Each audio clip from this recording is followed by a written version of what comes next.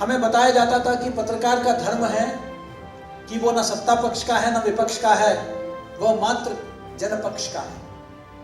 रजत जी उस जनपक्ष की प्रतिनिधित्व करते हैं।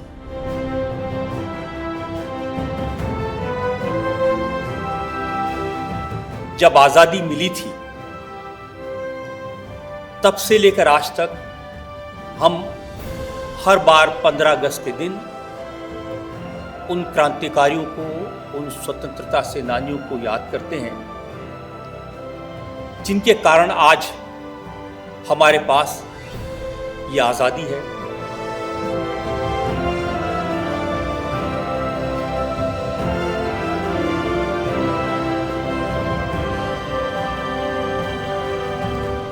सबके दिलों को जीतने वाले मेरे मित्र सुरेश जी, देवी और सचिन, सबसे पहले तो आपको आज के स्वाधीनता दिवस की बहुत बहुत शुभकामनाएं। आपका बहुत बहुत धन्यवाद। उत्सव का दिन है, भाषण का दिन नहीं है। और जिस तरीके से इंडिया हैबिटेट सेंटर में आप लोगों ने ये भारत का स्वाधीनता दिवस सेलिब्रेट किया है, उसके लिए आप बहुत बहुत अभिनंदन के पात्र हैं। असल में जब आजादी मिली थी तब से लेकर आज तक हम हर बार 15 अगस्त के दिन उन क्रांतिकारियों को, उन स्वतंत्रता सेनानियों को याद करते हैं जिनके कारण आज हमारे पास ये आजादी है, जिनके कारण भारत मां गुलामी की बेड़ियों से स्वतंत्र हुई। लेकिन इसके साथ साथ ये भी याद करना चाहिए कि उस समय भारत का विभाजन भी हुआ था। 1 करोड़ लोग भारतीय, हमारे अपने, बड़ी मुश्किलों से जो जगह पाकिस्तान है वहां से छोड़कर यहां आए थे। 10 लाख लोग करीब मारे गए थे। उस त्रासदी में जो लोग निकल कर आए, और फिर ऐसे बहुत सारे लोग हमें समाज जीवन में मिलते हैं। कोई कहता है, राम जेठमलानी ने मुझे कहा मैं 10 रुपए जेब में लेकर आया था। सुनील दत्त ने मुझे कहा कि 2 वक्त खाने को नहीं था। ऐसे कितने सारे लोग हैं जो उस समय शरणार्थी कैंप्स में रहे, अपना सारा धन, अपनी सारी संपत्ति, अपनी सारा समाज, सब कुछ छोड़कर आए थे। और फिर उन्होंने इस देश में अपनी जगह बनाई, बड़े बने, सम्मानित बने, उन्होंने फिर से अपनी संपत्ति बनाई। ये इसलिए कि इस देश की मिट्टी में ऐसा है, ये सबको अवसर देता है। जिसके पास कुछ नहीं होता उसको भी अवसर देता है। और मैं आपके सामने एक ऐसा उदाहरण हूं जिसके पास कुछ नहीं था। बहुत गरीब परिवार में मेरा जन्म हुआ था, लेकिन इस देश की मिट्टी ने, इस देश की हवा ने, इस देश के लोगों के प्यार ने इतना बड़ा बनाया। आज आप मुझे सम्मान दे रहे हैं, मैं बहुत बहुत धन्यवाद।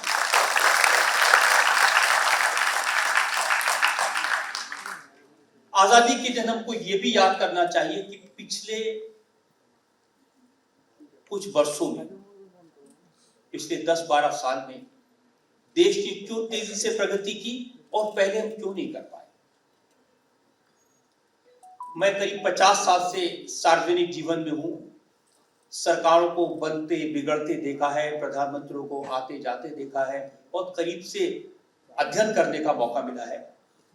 एक छात्र की तरह मैंने उनको समझा है, देखा है। बहुत से लोगों को आपके अदालत में बुला के सवाल पूछने का भी मौका मिला है और एक इतिहास की टाइमलाइन उसके जरिए देखने का अवसर मिला। बहुत समय तक हमारे अंदर आत्मविश्वास ही नहीं था। हम ये सोचते ही नहीं थे हम कुछ कर पाएंगे। हमें लगता था जैसा है ऐसा स्वीकार करें, ये तो चलता ही रहेगा।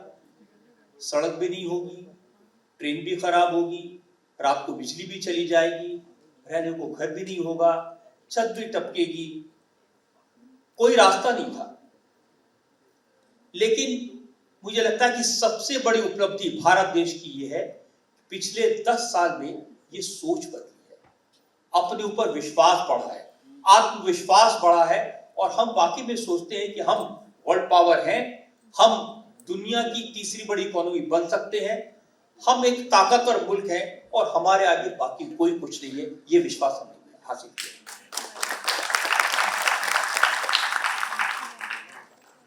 और इस नेगेटिव सोच को छोड़ के जो हमने पॉजिटिव सोच हासिल की है, उसको बनाए रखना है। आज सुबह मुझे कुछ लोग पूछ रहे थे कि प्रधानमंत्री मोदी ने आज जो एड्रेस किया है लाल किले की प्राचीर से, उसमें क्या बड़ी बात आपको देखने को मिली, सुनने को मिली? मुझे लगता है उन्होंने जिस बात को एलेबोरेट नहीं किया, लेकिन बहुत बड़ा संकेत उन्होंने दिया। ऑफ कोर्स उन्होंने गिनाया कि उनकी सरकार ने क्या क्या किया है, कितने लोगों को घर मिले, कितने लोगों को गैस मिली, कितने लोग गरीबी की सीमा रेखा से ऊपर आए, ये हम सब जानते हैं। लेकिन आज एक बड़ी बात उन्होंने कही कि अब दुनिया में बड़े बड़े मुल्कों के लीडर ग्लोबलाइजेशन की बात नहीं करते। अब हर मुल्क अपनी बात करता है, अपना विकास कैसे कर ले, अपने लोगों को कैसे संभाल ले, इसकी चिंता करते हैं। और हम जानते हैं अमेरिका इसका सबसे बड़ा उदाहरण है। 4 साल पहले तक ये स्थिति नहीं थी, लेकिन आज वो जो कुछ करते हैं अपने लिए करते हैं, जो कुछ करते हैं अपने लोगों के लिए करते हैं। उसके कारण किसी दूसरे देश के लोगों को क्या परेशानी होती है, उसके कारण किसी दूसरे लोगों को क्या त्रासदी झेलनी पड़ती है, इसकी परवाह नहीं है। मुझे लगता है ये बड़ी बात, ये बड़ा संकेत प्रधानमंत्री ने आज दिया है, जिसको हम सबको समझना चाहिए। हमें भी अपनी चिंता करनी चाहिए, हमें भी अपने देश की चिंता करनी चाहिए, हमें भी यह ध्यान रखना चाहिए कि हमारा देश संपन्न बने, हमारा देश बड़ा बने, हमारे लोग खुश हों, उनके दिलों में आनंद का दिया जले, इसके लिए हमको प्रयास करना चाहिए।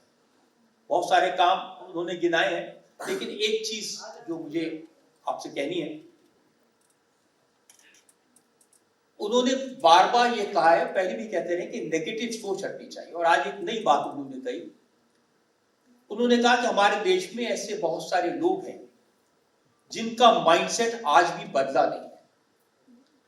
उन्होंने पहले तो नक्सलवादियों के बारे में बताया कि कैसे नक्सलवाद को उनकी सरकार ने खत्म किया। फिर उन्होंने कहा कि अर्बन नक्सल माइंडसेट हमारे देश को पीछे ले जा रहा है, और मुझे लगता है ये भी बड़ी बात है। हम सबको समझे, हम बड़े शहरों में रहते हैं, हम ऐसे लोगों से मिलते जुलते हैं। ये पिक्चर पेंट करना कि कुछ नहीं हो रहा है, पार्लियामेंट भी खराब है, जुडिशरी भी करप्ट है, मीडिया भी खराब है, कोई भी देश में संवैधानिक संस्था बनी नहीं, ये सोच, ये नेगेटिव सोच अच्छी नहीं। कोई भी देश अपने संवैधानिक संस्थानों से चलता है। हम ये नहीं कहते कि सब कुछ ठीक ठाक है, हर संस्था में सारे लोग अच्छे हैं, लेकिन हमारी संसद में ऐसे लोग हैं और ऐसे लोग रहे हैं जिन्होंने इस देश के लिए बहुत कुछ किया है। हमारी जुडिशरी में ऐसे लोग रहे जिन्होंने ऐसे फैसले दिए हैं जिन्होंने इस देश की जनता को राहत दी है। हमारे मीडिया में ऐसे लोग हैं जिन्होंने बिना पक्षपात के देश की जनता को जागरूक करने का काम किया है, जरूरत पड़ी तो उन्होंने त्याग भी किया है। तो कोई ऐसा क्षेत्र नहीं है, हर जगह अच्छे लोग भी होते हैं, बुरे लोग भी होते हैं, और हम ये नहीं कर सकते कि पूरे समाज को हम डायलिसिस पर डाल दें, उसमें से बैड ब्लड बाहर निकाल दें और फ्रेश ब्लड डाल दें। संभव नहीं है। हमें शरीर में गुड ब्लड बैड ब्लड दोनों के साथ जीना पड़ता है। ऐसे ही समाज में अच्छे लोग बुरे लोग सबके साथ जीना पड़ता है, और ये हमको सीखना चाहिए। मन से नेगेटिविटी निकालें।